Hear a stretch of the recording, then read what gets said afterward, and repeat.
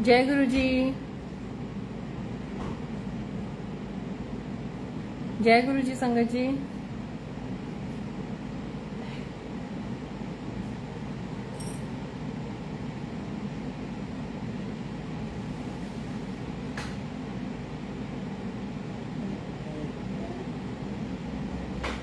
जय गुरु जी।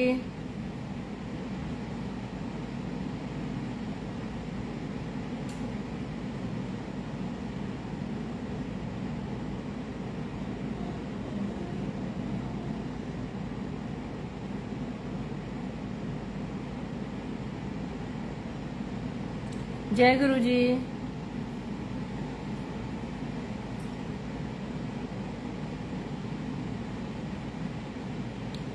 जय गुरु जी। सुनील अंकल, आवाज आ रही है ठीक से?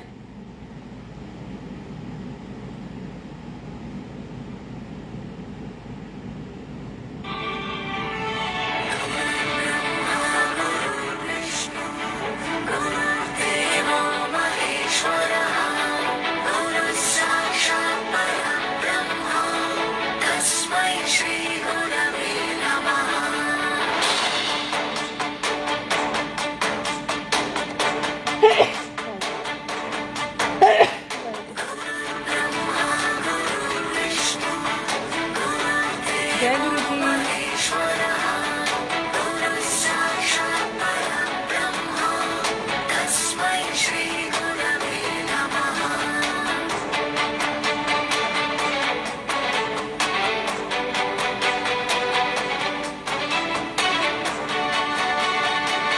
शुक्राना गुरु जी का।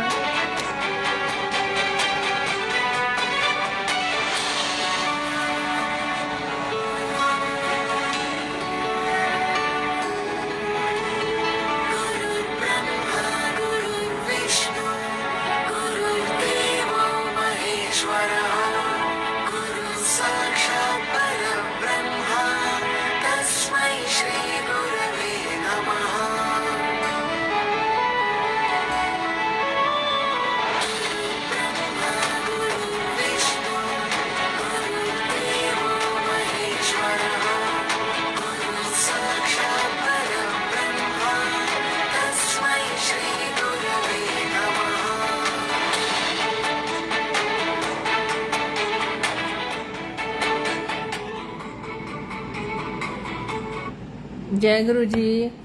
आई हुई प्यारी संगत को जय गुरु जी। गुरु महाराज के चरणों में कोटि कोटि वंदन। अनंतम शुक्राना महाराज का, जो हमें अपने चरणों से लगाया गुरु जी ने, अपनी संगत बनाया और इस सेवा से जोड़ा। बहुत बहुत शुक्राना गुरु जी का और गुरु जी के चरणों में वंदन। आई हुई प्यारी संगत को जय गुरु जी। संगत जी, सबसे पहला शुक्राना तो मैं महाराज का करती हूँ। और आज गुरु पूर्व है, गुरु पूर्णिमा है, इतना बड़ा दिन है और ये पहले से ही फिक्स था कि 3 तारीख को सत्संग की सेवा जानी है।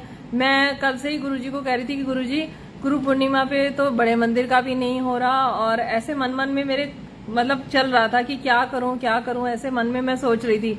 लेकिन कहते हैं ना कि जब गुरु हाथ पकड़ता है तो वो पहले से ही सब कुछ आपके लिए डिसाइड करके रखते हैं कि क्या करना है क्या नहीं करना है। हम अपना पता नहीं दिमाग क्यों चला के और फिर खुद ही पजल होते हैं, खुद ही कंफ्यूजन क्रिएट करते हैं। तो मुझे ऐसा लग रहा था कि बड़े मंदिर जाने की तो कोई ऐसी व्यवस्था हो नहीं पा रही, और इतनी देर में ही सनी अंकल कमरे से निकलते हैं और बोलते हैं कि मम्मा मैं जा रहा हूँ कल बड़े मंदिर। तो मुझे एक तो ये शुक्राना हुआ कि चलो गुरुजी घर से एक तो जा रहा है बड़े मंदिर। और अपने लिए कुछ सोच रही थी कि गुरुजी क्या करूं आज गुरु पूर्णिमा पे आपके लिए, क्या हम कर तो कुछ नहीं सकते हैं उनके लिए, सब तो वही हमारे लिए व्यवस्था करते हैं। लेकिन होता है थोड़ा सा मन में भाव कि गुरुजी क्या करें। जैसे ही मुझे पता चला कि आज की सेवा है तो मुझे इतना मतलब अपने आप को मैंने ब्लेस्ड फील किया कि गुरुजी ने कहीं ना कहीं चुन रखा है। हम कहीं ना कहीं, मुझे ऐसा लगा हाँ गुरुजी मैं भी आपके साथ थोड़ी बहुत कनेक्टेड हूँ, जो आपने मुझे ये सेवा आज के दिन, लकीली आज के दिन ही ये चीज पॉसिबल हुई। मतलब आज ही गुरु पूर्णिमा है और 3 तारीख भी है, तो शुक्राना गुरुजी का, बहुत बड़ी ब्लेसिंग है ये मेरे लिए, और अनंतम अनंतम शुक्राना गुरुजी का। और संगत जी, गुरुजी के बारे में हमारी कहते हैं ना कि ईश्वर की उस्तत करने के लिए, महाशिव की उस्तत करने के लिए तो शब्द भी कम है, लेकिन हाँ, गुरु का हुक्म कि जो सत्संग करता है उसका भी भला, सुनने वाले का भी भला और करने वाले का भी भला। तो गुरुजी का अनंतम शुक्राना है, बहुत शुक्राना है कि इस सेवा से जोड़ा।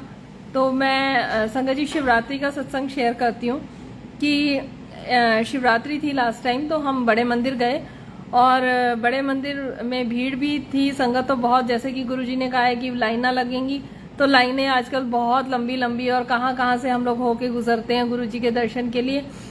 तो ऐसे ही आंटी वगैरह के साथ मिलके मैं बड़े मंदिर गई थी और वहां पे क्या हुआ कि एक संगत आंटी को एक आंटी ने लॉकेट प्रसाद शायद से उनको दिया। तो मेरे मन में ये विचार आया, मैंने कहा गुरुजी कितनी बड़ी ब्लेसिंग है, ऐसे ही किसी आंटी ने और इन आंटी को आके और लॉकेट प्रसाद दे दिया, ये तो बहुत बड़ी ब्लेसिंग है। बड़े मंदिर से में अचानक कोई किसी को कुछ देता है तो ये तो गुरुजी आप ही का ही हुक्म होता होगा। तो मतलब ये चीज सोच के मैंने सिर्फ इतना सोचा ही था और मैंने कहा कि पता नहीं हमें तो कभी, हमारे साथ तो ऐसा कभी होगा कि नहीं होगा। तो शिवरात्रि तो चली गई संगत जी, और उसके बाद जब मैं बड़े मंदिर गई तो जब लंगर हॉल में, तब उस टाइम बैठ के, अब तो फिर से बैठ के बंद कर दिया लंगर खिलाना, तो उस टाइम बैठ के खिला रहे थे। तो मैं बैठी और एक आंटी, हम दो आंटियां थे, तो हम दोनों को देखे जा रही और लंगर करे जा रही, देखे जा रही और लंगर करे जा रही। और उनको पता नहीं क्या हुआ, उन्होंने थोड़ी सी देर में अपने पर्स में हाथ डाला और उन्होंने एक ब्रेसलेट निकाल के मुझे दिया और एक आंटी को दिया। मैंने कहा वाह, जय गुरुजी। मैंने कहा शुक्राना गुरुजी आपको। तो लास्ट टाइम मैंने ऐसे सोचा था कि पता नहीं बड़े मंदिर से कभी कुछ मिलेगा कि नहीं, तो ऐसे कोई आंटी या अंकल कुछ देंगे ब्लेसिंग तो बहुत अच्छी बात है। तो वो ब्लेसिंग मिली संगत जी, बहुत अच्छा लगा। फिर एक दिन ऐसे ही क्या हुआ कि जोड़ा घर के वहां पे एक आंटी जोड़े पहन रही थी और उनका पर्स बार बार उनके हाथ से गिर रहा था। तो मैंने उनको बोला, मैंने कहा लाओ अपना पर्स मुझे दे दो और मेरे को पकड़ के आप अपने शूज वगैरह को जो भी पहनना है पहन लो। उन्होंने पहन लिया और फिर जाते वक्त उन्होंने भी फिर अपने पर्स में हाथ डाला और मुझे ब्रेसलेट दे दिया। तो गुरुजी कैसे सुनते हैं, कैसे वो अपनी बात को मतलब अंतर मन में पढ़ते रहते हैं और हमारी कैसे कैसे छोटी छोटी इच्छाओं को वो पूरा करते हैं, ये गुरुजी ही जानते हैं।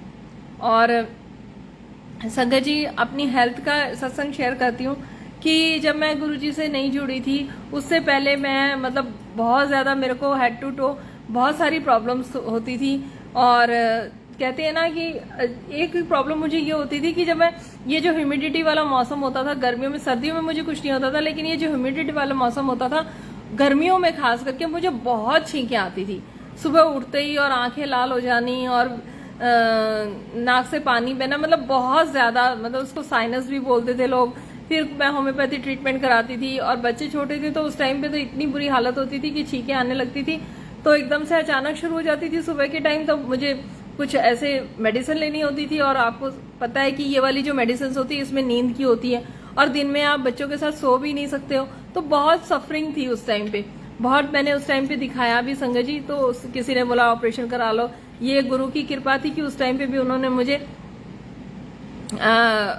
मतलब ये ऑपरेशन उस टाइम पे भी उन्होंने नहीं कराने दिया और बचा के रखा।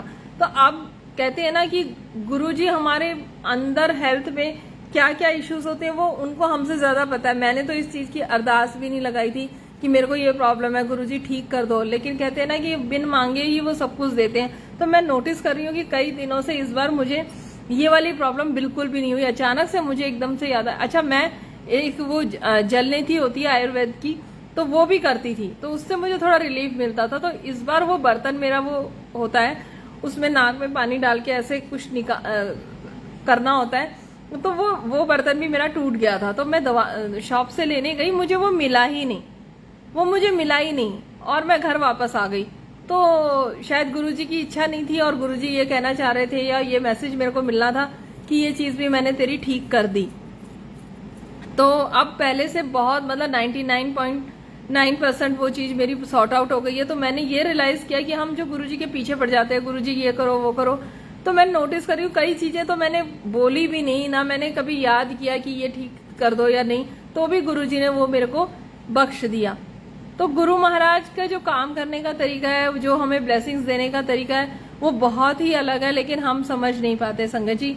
हम बस एक सब्र नहीं कर पाते। जब गुरुजी मौज में रखते हैं अगर गुरुजी ने 6-7 महीने बहुत मौज में रखा, बहुत सेवा में भेजा, उसके बाद अगर थोड़ा सा भी गुरुजी रोकते हैं या कुछ ऐसा करते हैं तो हमें मेरे केस में तो मुझे तो बिल्कुल समझ नहीं आता कि गुरुजी ये इतनी जल्दी जल्दी ये होता क्या है। तो लेकिन बस गुरुजी यही सिखाते हैं। आज भी जैसे कि एक मैसेज में था कि जब भी आपका फेस थोड़ा सा लो चल रहा है या कुछ ऐसा है तो उस टाइम पे आपको सबसे ज्यादा शुक्राना ये करना चाहिए कि वो फेस खुद गुरुजी साथ बैठ के कटवाते हैं। तो गुरु के बिना गति नहीं है, गुरु के बिना ज्ञान नहीं है। आज जैसे कि गुरु पूर्णिमा है तो गुरु की उस्तति हमारा सबसे ऊंचा पाठ है। जैसे हम शिव पुराण पढ़ते हैं तो शिव पुराण में जब भी भक्ति विपदा आती है या कुछ होता है तो वो शिव जी के पास जाते हैं और उनकी उस्तत करते हैं। शिव पुराण में कितनी 2-2, 3-3 पेजेस की उस्तत ही होती है। लास्ट में फिर शिव जी कहते हैं कि हाँ जा, तेरा कल्याण किया और तेरे सारे काम पूरे होंगे। तो ऐसे ही गुरुजी ने हमें जो उस्तत करने का जो अपना सौभाग्य दिया है, जो हम अपने मुंह से उनके बारे में बोलते हैं, उनका गुणगान करते हैं, तो उससे हमारे अंदर की जो नेगेटिविटी होती है वो भी निकलती है और हम अपनी ब्लेसिंग्स को काउंट करते हैं और उसको मल्टीप्लाई करते हैं और फिर हम शुक्राना करते हैं गुरुजी से। तो कहते हैं कि जैसे माँ बाप अगर हमारे लिए कुछ करते हैं तो हम थैंक यू बोलते हैं तो वो खुश होते हैं। ऐसे ही गुरु हमारे जब उनकी जो जो ब्लेसिंग्स है उनको हम याद करते रहते थे, एक तो हमारे अंदर एक पॉजिटिविटी की लहर आती है और एक उनको भी बहुत अच्छा लगता है कि हाँ ये तो भाई हमेशा शुक्राना करता है। और सबसे बड़ी बात यह है कि संगत जी, जो मैंने इस जर्नी में सीखा गुरुजी के साथ कि जो भी हो रहा है वो गुरुजी की नजरों में हो रहा है, गुरुजी देख रहे हैं और गुरुजी ही कर रहे हैं। बस ये अनंतम शुक्राना है कि अब हमें कोई संभालने वाला है। तो गुरु महाराज का बहुत बहुत शुक्राना संगत जी, जो हम जैसों को पकड़ के और सही राह पे चला रहे हैं। गुरुजी से जुड़ने के बाद जो मैंने अपने अंदर चेंज देखा वो यही देखा कि पहले कुछ भी लापरवाही हम लोग कर जाते थे और फिर भी परवाह नहीं करते थे, और अब अगर सेवा में जा रहे हैं या किसी संगत के साथ बात कर रहे हैं और कुछ गलत निकल जाता है तो चाहे उस टाइम रियलाइज ना हो, लेकिन अगले क्षण जब हम घर आते हैं तो पता नहीं गुरुजी ऐसा भाव डालते हैं और एक अलग सी बेचैनी होने लगती है कि नहीं ये काम मैंने गलत किया, और मैं खुद से आगे से बढ़ के ही सॉरी फील कर देती हूँ कि हाँ मेरे से गलती हुई है। और ये थॉट और ये सब सिखाते भी गुरुजी हैं, नहीं तो पहले हम इन चीजों की परवाह भी नहीं करते थे कि कहाँ हम गलत हैं और कहाँ हम सही हैं। तो अनंतम शुक्राना है गुरुजी का। संगत जी मैं पहले द्वारका में रहती थी जैसे संगत जानती है, तो फिर हम यहाँ पे पालम विहार आ गए थे जे ब्लॉक में। तो बेटी का स्कूलिंग अभी दिल्ली से ही है, तो यहाँ पे बस की प्रॉब्लम थी, बॉर्डर पे आके रुकना था बस ने, और ऐसा लग रहा था कि बस वहां पे छोड़ेगी, उसके बाद ऑटो करना पड़ेगा, फिर ऑटो वाले को पैसे, और ऑटो वगैरह ये सब चीज थोड़ा सेफ भी नहीं लग रही थी हम लोगों को। तो फाइनल मीटिंग स्कूल वालों ने बुलाया था कि जो जो नए रूट्स वाले बच्चे हैं उनके पेरेंट्स आए और रूट दिखा दें। तो जब अंकल और बेटी जाने लगे स्कूल तो मुझे अंदर से ऐसा लगा जैसे कि मीटिंग जब होएगी तो जरूर कुछ ना कुछ सॉल्यूशन ऐसा निकलेगा, गुरुजी जो करेंगे अच्छा करेंगे, वो पहले ही उन्होंने मेरे को थॉट में डाल दिया। और वही हुआ संगत जी, जब ये फाइनल मीटिंग हुई तो वो बस वाला मान गया बिल्कुल। हमारे जो पालम विहार में घर है उस ब्लॉक के गेट नंबर 1 पे ही उसने एग्री किया कि ठीक है हम वहां छोड़ देंगे। 1 साल ऐसा चला, उसके बाद फिर वहां से भी ये हमारे लिए बहुत बड़ा रिलीफ था, और ये गुरुजी ने ही कराया ये काम, क्योंकि हम तो फिर भी रेडी हो गए थे कि ठीक है वहां से फिर ऑटो करना, लेकिन वो चीज बहुत ही ज्यादा प्रॉब्लमेटिक हो जाती हम लोगों के लिए और हमें बहुत ज्यादा ध्यान रखना पड़ता बच्चे का, उधर से आ रहा है जा रहा है करके। लेकिन गुरुजी ने ये कॉन्फिडेंस भी पहले ही दिला दिया कि नहीं मैंने ही करना है और मैं ही लेके आया हूँ। तो उन्होंने व्यवस्था गेट नंबर 1 तक की ही करा दी, और इस साल गुरुजी ने ऐसा किया कि अब एक गाड़ी आती है, वो गेट पर से ही हमारे घर के पास से ही दरवाजे से ही उसको लेके चली जाती है। तो गुरुजी की जो व्यवस्था है, प्लानिंग है, अगर हम पूरा 100% सरेंडर कर देते हैं उनके ऊपर ना संगत जी, तो वो सब संभालते हैं। लेकिन ये भी गुरुजी की टेस्टिंग होती है कि कभी कभी तो हमारा 100% फेथ हो जाता है, और कभी कभी ऐसा लगता है कि पता नहीं लाइफ में हो क्या रहा है, क्या स्टक हो गया है, क्या नहीं हो रहा है, क्या चल रहा है। तो सबसे ज्यादा इस पीरियड में हमें सिर्फ शुक्राना शुक्राना शुक्राना करना चाहिए। और जो मैंने जो अपनी जर्नी में महसूस किया है कि कुछ भी नहीं बोलना चाहिए कि कि ऐसे कर दो या ऐसे कर दो। गुरुजी को हमें गाइड करने की या उन्हें बोलने की ऐसे बस, हाँ, लेकिन यही है कि बात भी करनी है और अपनी बात को रखना भी है। तो बात रखें और बाद में ये जरूर बोल दें कि गुरुजी अगर ये काम मेरे लिए सुखदायी है या मेरे परिवार के लिए सुखदायी है तो आप करना, नहीं तो मैं तो नादान बच्चा हूँ, मुझे नहीं पता गुरुजी। और जो मुझे ऐसा लगता है कि अभी जो मांगने वाली जर्नी है वो तो अभी स्टार्ट हुई ही नहीं है, अभी तो सिर्फ बख्शवाने वाली है कि हमारे अगले पिछले कर्म जो हम डेली रूटीन में जो गलतियां करते हैं, तो बस हाथ जोड़ के यही अरदास है कि गुरुजी हमें बख्शो, सही राह पे चलाओ और जो आप चाहते हो हमारे लिए जो अच्छा है वो करो। तो संगत जी, मेरे को तो ऐसा लगता है कि हर पल हर क्षण गुरु महाराज का हाथ हमारे सर पे है। इसी चीज को महसूस करके हमें बस सीधे सीधे चलना है। एक सत्संग मंत्र जाप का सुनाती हूँ संगत जी। मंत्र जाप में जैसे कि आपने हर सत्संग में सुना है कि बहुत शक्ति है, लेकिन गुरु महाराज की मर्जी के बिना आपके जबान पे मंत्र जाप आएगा ही नहीं। ये चीज मेरे साथ हुई थी। शुरू में मुझे सत्संग की शेयरिंग की सेवा मिली, सत्संग में जाना, वहां भी जो भी सेवा होती थी मैं करती थी, बस ये सब चलता था। और हाँ, मैं शब्द वगैरह सुनती थी, अच्छे से प्लेलिस्ट पूरी सुनती थी, लेकिन मेरा मंत्र जाप से दूर दूर तक कुछ भी लेना देना नहीं था। लेकिन शुक्राना गुरुजी का, वो कहते हैं टाइम घड़ी भी गुरुजी निश्चित करते हैं। जब मैं शुरू में बहुत कोरोना के फर्स्ट जब कोरोना आया था तब हम गुरु महाराज ने हाथ पकड़ा था। तो उस टाइम पे मेरी भाभी का ऑपरेशन हुआ था, हॉस्पिटल में थे वो एडमिट। तब उस टाइम मैंने शिव पुराण भी शुरू कर रखी थी और मैं उनको देखने के लिए या उनके साथ थोड़ा रहने के लिए, उनको अटेंड करने के लिए मैं उधर जाती थी हॉस्पिटल में भी। 4-5 दिन में गई। तो वो क्या करते थे, जब मैं जाती थी, उनका जैसे ऑपरेशन हुआ या जो भी हुआ, तो जब मैं सुबह जाती थी तो मैं जाते ही मंत्र जाप चला देती थी। तो उनको ना पेन होता था ना कुछ होता था और वो प्रॉपर सो जाती थी उस टाइम पे।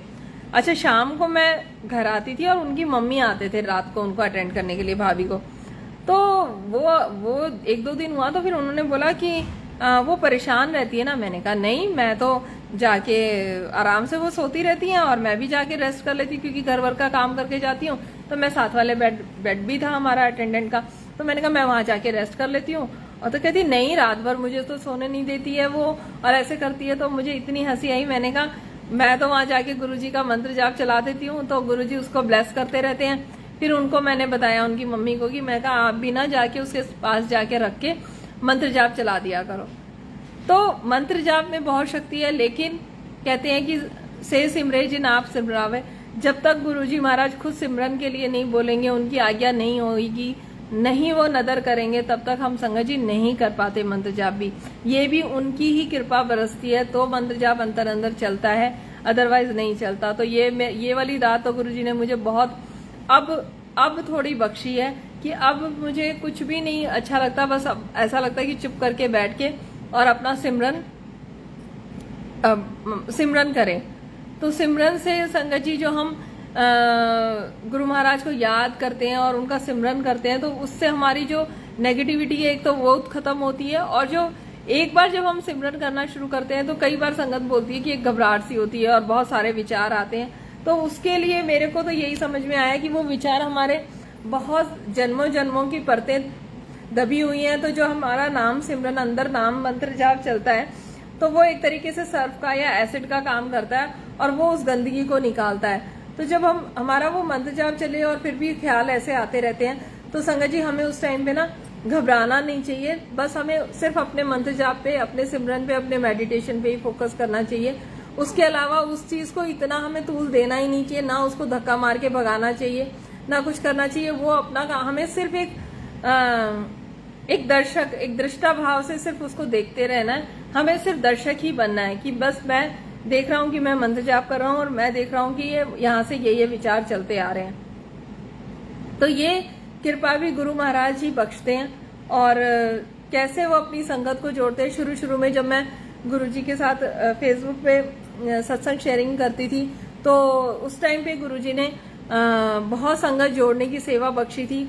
और कहते हैं ना कि एक सेवा हम जो मुझे फील होता है कि मैं इसलिए भी ज्यादा परेशान हो जाती हूँ कि अभी तक तो मैं ये कर रही थी, फिर ये किया, अब क्या। तो ये गुरुजी की जब नजर तुम पे पड़ती है तो वो हर चीज को देखते हैं और फिर थोड़े थोड़े दिन बाद तुम्हें उस चीज से हटाएंगे और फिर कुछ नया बख्शेंगे। बट वो जो हटाते हैं और नया बख्शने के बीच का जो टाइम होता है संगत जी, वो हमें बहुत अखरता है और ऐसा लगता है कि अब क्या गुरुजी, अब तो मैं वहां भी नहीं जा रही, अब मैं सेवा में भी नहीं जा रही। तो यही समझ में आता है कि गुरुजी के साथ अगर जुड़ गए और सच में अगर उनकी निगाह हम पे है तो वो बहुत जल्दी जल्दी हमारे कर्म कटवाते हैं और हमें आगे या पीछे ये गुरु महाराज जाने कि अगली सीढ़ी पे चढ़ाते हैं कि पीछे खींचते हैं, ये उन्हीं के चरणों में है इस चीज का जवाब। मैं ये नहीं कहती कि वो आगे लेके जाते हैं या मेरे को ये चीज नहीं पता गुरुजी, लेकिन हाँ अगर वो देख रहे हैं तो वो आपको रोज थोड़े दिन एक जगह रखेंगे, फिर आपकी शिफ्टिंग वो करते रहेंगे, क्योंकि वो नहीं चाहते कि हम एक जगह पे ठहरे और किसी भी जगह पे अटके, क्योंकि हमारा मोह पैदा हो जाता है। अगर हम एक ही सेवा में जाते हैं तो वहां पे गुरुजी ने एक संगत को बड़े मंदिर में दिया जोड़ने की सेवा दी थी और ये कहा था कि जब तक दिया जोड़ना, जब तक तुम्हें कोई टोके ना। जिस दिन किसी ने टोक दिया उस दिन समझ लेना तुम्हारी सेवा ये वहां पे आखिरी है। तो गुरुजी ने तब भी यही सिखाया था कि अटकना नहीं है और बहते रहना है, क्योंकि हम सेवा से जुड़ते हैं और फिर जैसे ही रस आने लगता है तो हमारी वहां पे मोह पैदा होने लग जाता है, फिर हम वहां के हर चीज के साथ जुड़ते चले जाते हैं और गुरुजी थोड़ा सा साइड होते चले जाते हैं। ऐसा लगता है कि हमें उतना नहीं, ठीक है वहां पे ये हुआ, फिर हमारे ख्यालों में भी यही चीजें चलने लगती हैं कि हाँ मैं मुझे जाना है, मुझे करना है, मुझे देखना है। तो ये सब गुरु महाराज सिखाते हैं धीरे धीरे संगत जी, लेकिन हाँ सीखना और समझने के बीच का जो टाइम होता है वो निकालना थोड़ा सा मुश्किल होता है। तो ये और सबसे बड़ी एक्सेप्टेंस आना, सब्र आना, जो हमारे साथ हो रहा है, जो चल रहा है, जिस भी फ्लो में हमें बहना है, बस हमें बहना है।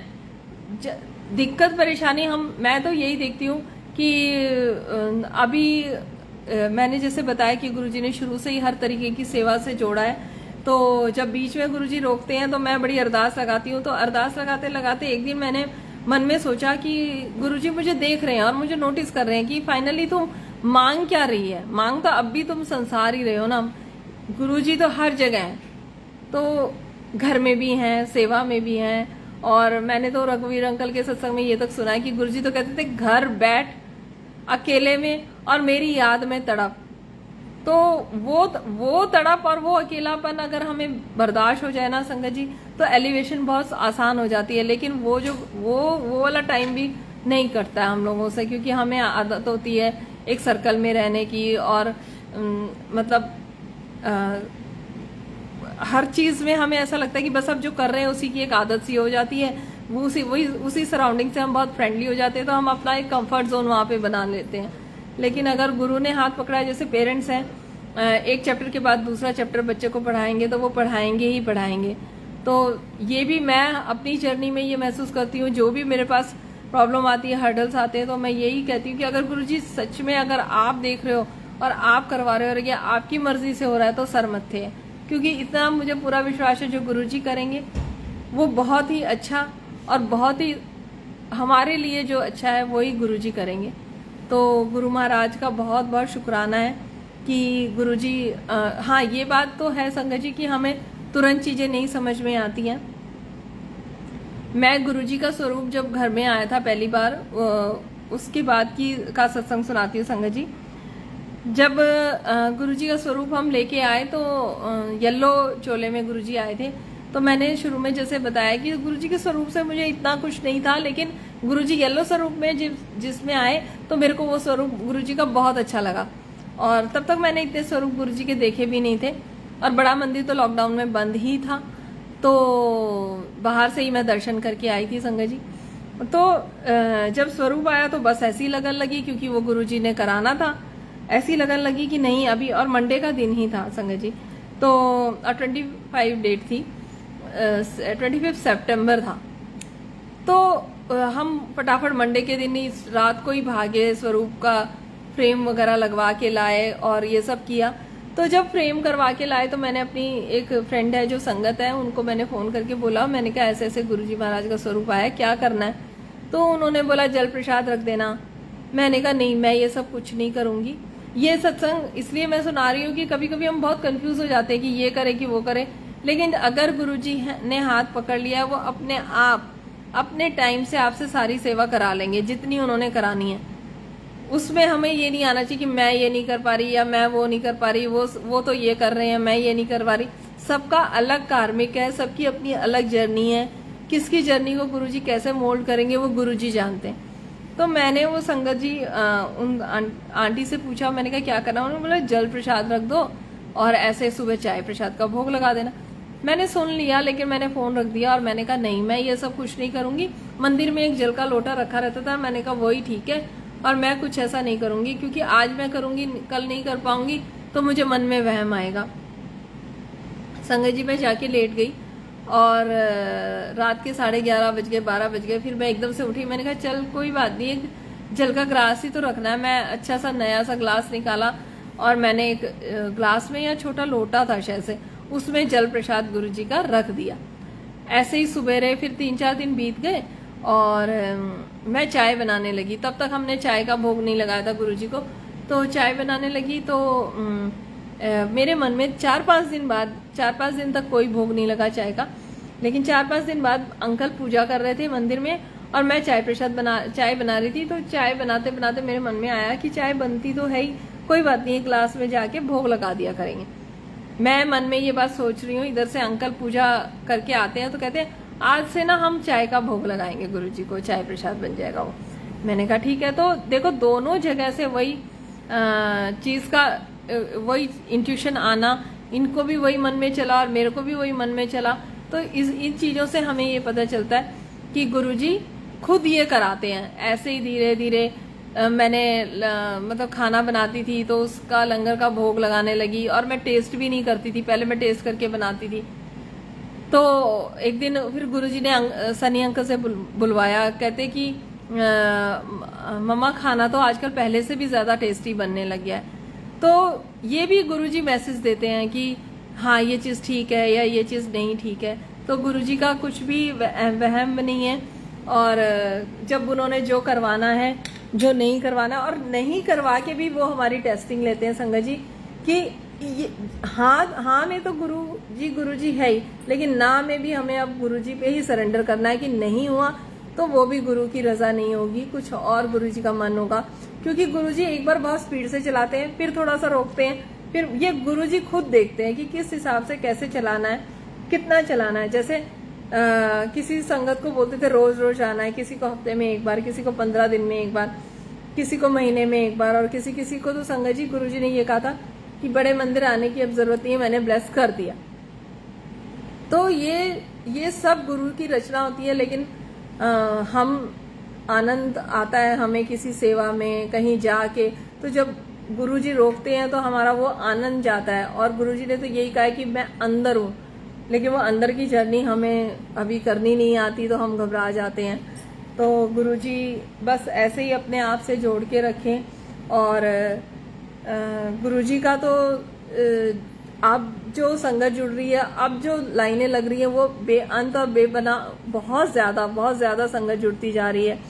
क्यों ना जुड़े, क्योंकि अभी जो भी संगत अगर थोड़ी सी टाइम पे भी, जो भी आजकल ये हाउस हेल्प के लिए आते हैं, ये खुद घर में काम करते करते इनको क्या पता नहीं वाइब्रेशन महसूस होती है कि ये लोग भी इतना कनेक्ट हो जाते हैं। तो हमारे घर में जो सेवा के लिए आती हैं, वो आज सुबह भी यही बोल रही थी कि गुरुजी से मैं आंटी जो भी मांगती हूँ, दीदी बोलती है वो, तो बोली दीदी हमने ये नोटिस किया कि गुरुजी से जो भी हम मांगते हैं वो हमें तुरंत मिल जाता है या सुनते हैं गुरुजी। तो गुरुजी की जो काम करने की या ब्लेसिंग देने की जो भी वो है संगत जी, वो बहुत अलग है। बस हमें उसी चीज को पकड़ना है। मैं एक चोले का सत्संग और शेयर कर देती हूँ। एक बार यहाँ पालम विहार आने के बाद एक आंटी बोले कि कुसुमा आंटी सत्संग है और चोला, मैंने कहा हाँ ले जाओ। तो वो ले गए और उन लोगों ने दरबार वगैरह सजा लिया। तो मैं शायद पहली बार या दूसरी बार गई थी वहाँ सत्संग में। तो उन्होंने ना संगत जी जो जैसे कहते हैं कि इतना मीटर दुपट्टा होना चाहिए, ये होना चाहिए, ऐसे होना चाहिए, तो मैंने वो बनाया था। और उन आंटी ने जब वो चोला लगाया तो वो दुपट्टा लेके ना उन्होंने, पता नहीं ये भी गुरुजी ने कराया होगा, कि उन्होंने वो दुपट्टा जो था 4.5 मीटर का, उन्होंने उसकी ना कर्टन जैसे एक रॉड पीछे लगी थी उसकी ऐसे ऐसे करके फ्रिल बना दी। चलो जी, जय गुरु जी। मैं जब वहां गई तो मैं बोले आंटी ठीक है, मैंने कहा ठीक है। तब तक मैंने ऐसे चोले की सेवा नहीं करती थी संगत जी, तो उन लोगों ने ही खुद बस चोला लेके लगा लिया था। तो मैंने इस भी कुछ नहीं बोला, मैंने इसलिए नहीं बोला, मैंने कहा कि कहते हैं कि गुरुजी खुद विराजमान होके सब सेवा खुद से कराते हैं, तो मैं कौन होती हूँ बोलने वाली। मैंने कहा नहीं आंटी, बहुत सुंदर लग रहा है और अच्छा लग रहा है, दरबार बहुत सही है। तो हो गया, सत्संग हो गया। तो मैंने गुरुजी से आंख बंद करके बोल रही थी मैं सत्संग के टाइम पे कि गुरुजी कहते हैं कि आप हर सत्संग में आते हो, यहाँ कहाँ हो, मुझे तो आज महसूस नहीं हो रहा कहाँ हो, ऐसे करके आए हो कि नहीं आए हो। तो उन्होंने पहले एक आंटी ने जब सत्संग खत्म हुआ तो बोले कुसुम आंटी सत्संग शेयर नहीं किया आज आपने, ऐसे करके। और फिर उन्होंने एकदम से थोड़ा सा ऐसे गुस्से से मैं बोला अच्छा अब ऐसा है, जल प्रसाद जो रखा है गुरुजी के आगे, डिवाइन जल प्रसाद, वो उठा और संगत को दो। अब मैंने जब वो उठा के संगत को मैं देने लगी, संगत जी वो जल में जो ग्लास में जो पानी भरा हुआ था वो आधा था। तो मैंने जिन आंटी का घर था उनके पास गई मैं, और मैंने कहा आंटी जरा देखना कितना भर के रखा था। तो उन्होंने हंस के बोला, कहती बिल्कुल भर के ही रखा था आंटी मैंने तो, और वो आधा जल का ग्लास था। तो गुरुजी ने मतलब मेरे को एक तो ये प्रेजेंस दिखाई कि मैं आया हूँ, दूसरा उन्होंने ये दिखाया कि अच्छा मेरे मन में चोले के लिए भी काफी क्वेश्चंस चल रहे थे कि गुरुजी मतलब कोई कहता है कि चोले गुरुजी खुद पहन के आते हैं, कोई कहता है ये मत करो, कोई तो चोले के लिए भी मेरे मन में काफी सारे सवाल चल रहे थे। तो भी गुरुजी ने दिखा दिया कि कुछ ऐसा नहीं है, मतलब फ्रिल बना ली तो भी कोई बात नहीं। कहते हैं ना कि गुरु कभी नाराज नहीं होता, गुरु कभी तुमसे गुस्सा नहीं होता, पर हाँ एक गुरु का जो डर होता है वो हमेशा हमारे मन में होना चाहिए। क्योंकि कहते हैं कि अलबत्ता तो गुरुजी नाराज नहीं होते हैं, लेकिन फिर भी हमें अगर हमने उनको इतना सब कुछ माना है तो सबसे पहले उनसे अरदास करनी, उन्हीं को आगे रखना है और हमेशा बस अपने बख्शवाने की अरदास लगानी है। तो अनंतम शुक्राना है गुरुजी का, जो वो हर चीज, अगर उन्होंने कोई चीज आज दिखाई है तो चाहे कल पूरी हो, 2 दिन बाद हो, चाहे 1 महीने बाद हो, लेकिन वो चीज होती है। तो गुरुजी बस ऐसे ही जोड़ के रखें, और बहुत शुक्राना है गुरुजी का जो आज की सेवा से जोड़ा मुझे। तो ऐसे जब सेवा थोड़ी मिलती है या ऐसे दिन पे मिल जाती है तो और एक ब्लेसिंग्स फील होती हैं। तो अनंतम शुक्राना है गुरुजी का। बस यही सब अरदास करते हुए, और गुरुजी बस अपने चरणों से जोड़ के रखो और हमें कोई भी गलती करने से बचाना और सही राह दिखाना गुरुजी, बस यही अरदास है। जय गुरुजी, गुरुजी के चरणों में वंदन, और आई हुई प्यारी प्यारी संगत को जय गुरुजी। गुरुजी कोई गलती हुई हो तो माफ़ करना सत्संग शेयरिंग में, और संगत जी आप भी माफ़ करना कोई गलती हो तो। जय गुरुजी, शुक्राना गुरुजी।